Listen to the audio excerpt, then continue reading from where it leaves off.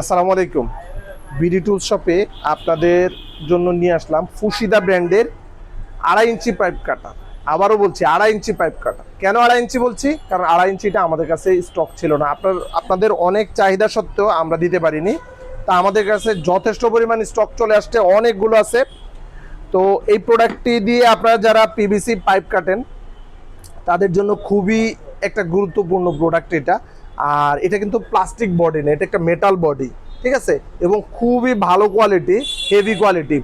তো আমরা আপনাদেরকে একটা পাইপ কেটে এখন দেখাবো যে এটা আসলে কত সহজে একটা পাইপটা কাটা যায়। দেখতে পাচ্ছেন খুবই স্মুথ, খুবই খুবই স্মুথ,